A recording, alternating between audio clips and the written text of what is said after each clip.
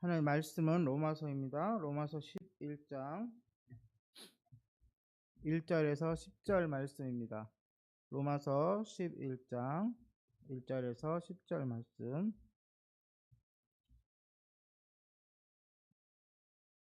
저랑 여러분이 함께 교독 한 절씩 교독하시겠습니다. 그러므로 내가 말하노니 하나님이 자기 백성을 버리셨느냐? 그럴 수 없느니라. 나도 이스라엘이니요 아브라함의 씨에서 난 자요 베냐민 지파라.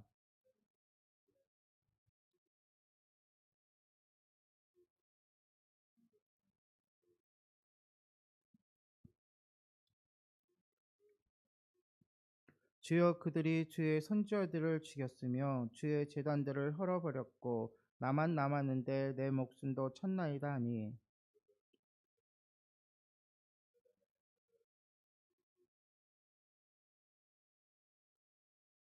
그런즉 이와 같이 지금도 은혜로 택하심을 따라 남은 자가 있느니라.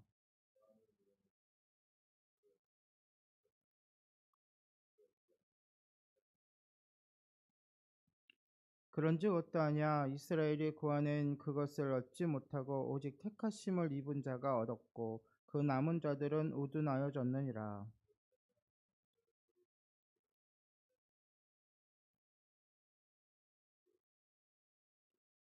또 다시 이르되 그들의 밥상이 올무와 덫과 거치는 것과 보응이 되게 하시옵고 그들의 눈은 흐려 보지 못하고 그들의 등은 항상 굳게 하옵소서 하였느니라.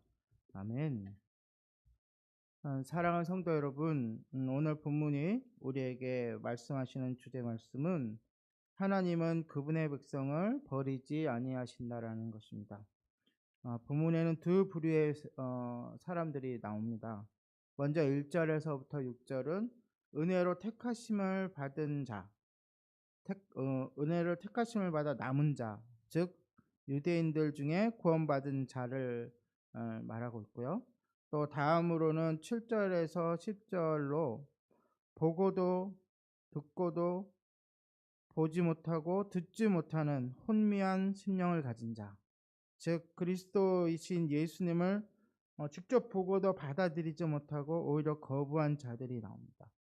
이 자들을 우리가 자세히 살펴보면서 우리는 어떠한 신앙을 갖고 어떻게 살아가야 할지 다짐하는 시간이 되었으면 좋겠습니다.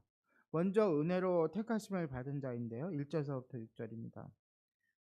다시 한번 강조해서 말하지만 하나님은 택하신 백성을 끝까지 책임지시는 분이십니다. 할렐루야.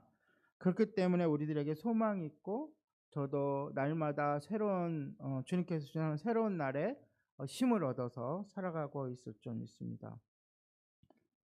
이에 대해서는 앞서서 우리가 묵상했던 로마서 8장 31절 39절에 자세하게 나와 있습니다. 다시 한번 그것을 읽어보시기 바랍니다. 그 중에서 38절과 39절을 제가 읽어드리겠습니다. 내가 확신하노니 사망이나 생명이나 천사들이나 권세자들이나 현재일이나 장래일이나 능력이나 높음이나 깊음이나 다른 어떤 피조물이라도 우리를 우리 주 그리스도 예수 안에 있는 하나님의 사랑에서 끊을 수 없느니라. 할렐루야.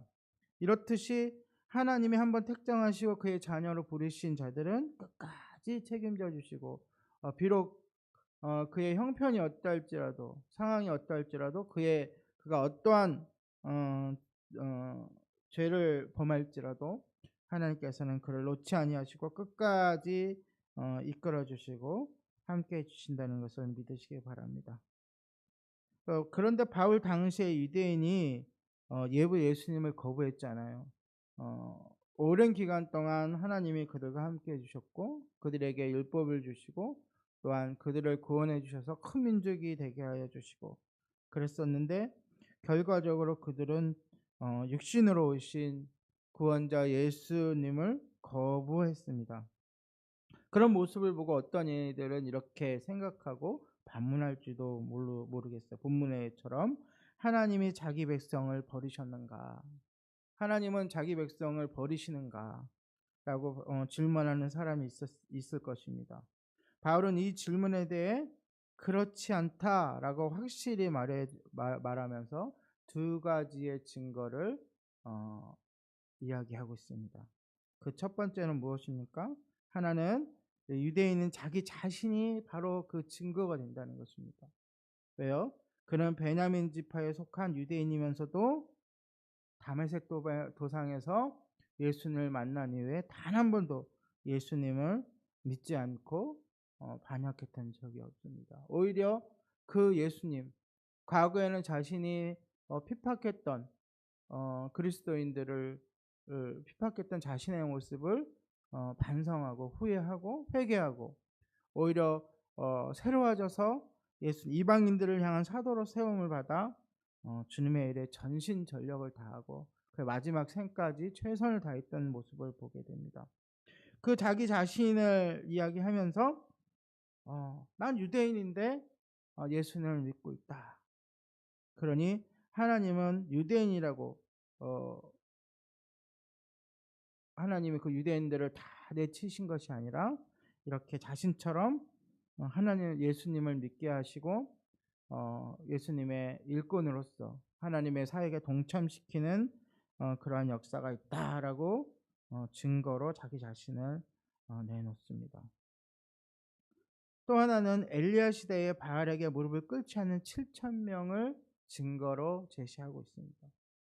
엘리야는 하나님을 섬기는 사람이 자기밖에 없다고 생각하고 하나님께 탄원하며 심지어는 이대로가 좋사오니 저의 목숨을 저를 데려가 주십시오라고 기도했던 사람입니다. 그때 하나님께서 말씀하시기를 감추어진 남겨두신 7천 명이 있다고 이야기하십니다.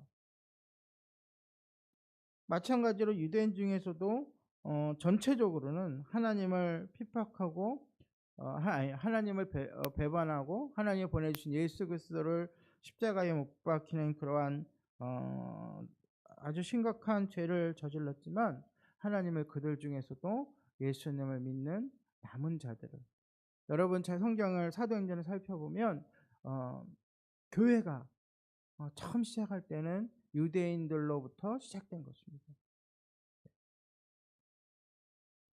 그러므로 이 시간 우리가 생각하기에 우리들 중에서도 또한 우리가 때로는 실패할 수도 있고 때로는 죄를 질 수도 있고 낙담하여 정말 아무것도 할 수 없는 지경에 이를 때도 있습니다. 우리가 스스로 자기 자신을 채점을 매기면 형편없는 점수가 되는 신앙을 갖게 되는 상황이 있을 수도 있습니다. 그러함에도 불구하고 우리에게 소망이 되는 것은 하나님, 우리가 언제든지 하나님께 돌아서서 하나님께로 나아갈 수 있도록 주님께서 우리들을 인도해 주신다는 것입니다. 그러니 여러분 포기하지 마시고 실망하지 마시고 주저앉지 마시고 아무것도 하지 않으려고 하지 마시고 하나님께로 돌이켜서 다시금 일어나서 주님을 향하여 달려가시기 바랍니다. 그리고 우리의 시선을 우리의 생각을 세계관을 좁은 우리의 생각에 담아두지 마시고 하나님의 시각에서 하나님의 시선에서 성경 말씀대로 세상을 바라보고 그 가운데 역사하시고 주관하시는 하나님을 바라보시기 바랍니다. 두 번째로는 보지도 듣지도 못하는 혼미한 심령에 대해서 이야기하고 있습니다. 유대인들에게는 하나님께서 택하셔서 그 민족을 크게 이루게 하여 주시고 그의 후손에서 그리스도가 나게 하셨습니다. 그뿐만 아니라 그들에게는 율법이 주어졌습니다. 그런데 이 율법은 말 그대로 하나님께서 그들을 인도하신 하나의 방편이신데 유대인들은 그 율법에 집착했습니다. 그 율법을 지켜 구원을 얻으려고 했습니다. 율법의 완성이신 예수님이 오신 후에도 그들은 율법에 집착하고 그 결과 예수님을 거부했습니다. 왜 그렇게 됐냐? 그것은 그들의 마음과 눈과 귀가 제 기능을 발휘하지 못했기 때문에 그래요. 보면서도 깨닫지 못하고 주님의 말씀을 들으면서도 깨닫지 못하는 알지 못하는 그러한 형편에 처해 있습니다. 9절에 나오는 그들의 밥상이라는 것은 유대인들이 자랑하는 속죄 제사나 이방인을 배척한 그들만의 세상, 그들만의 식탁의 교제를 의미합니다. 율법이 가리키는 예수님을 바라보지 못하는 사람은 우리가 달을 향하여 달을 보라고 손가락을 펼쳤는데 그 달은 보지 아니하고 손가락만 보는 사람하고 똑같습니다. 사랑하는 성도 여러분, 혹시 내가 그들처럼 편협한 곳에 또는 어 어떠한 현상에 매몰되어 있지 않나. 지금 이 세상이 코로나19라는 전염병과 오랜 장마와 여러 가지 경제적인 어려움과 그런 것이 우리 주변에 어 가득 차 있는데 그것에 너무 매몰되어 있지 않는가.